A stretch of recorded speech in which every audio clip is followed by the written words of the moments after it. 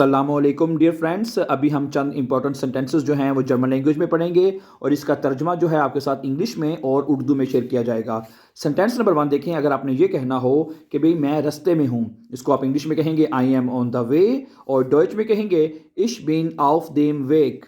इश बिन of them वेग, मैं रास्ते में हूँ। इसी तरह अगर आपने कहना हो I am on my way to you, मैं तुम्हारे रास्ते पे हूँ, ठीक है, तो यानी तुम्हारे रास्ते में, तुम्हारी तरफ आ रहा हूँ, ठीक है। इश बीन ऑफ देम वेग सू डियर, इश बीन ऑफ देम वेग सू डियर। और इसी तरह अगर आपने कहना हो कि जी इश बीन ऑफ देम वेग सुर आरबाइट, कि I am on my way to work, कि मैं काम के रास्ते पर हूँ, ठीक है, या मैं काम पे जा रहा हूँ, ऐसे भी कह सकते हैं, ठीक है। इश बीन ऑफ देम वेग सुर आरबाइट, ठीक है, कि मैं काम के रास्ते पर हूँ या मैं काम पर जा रहा हूँ।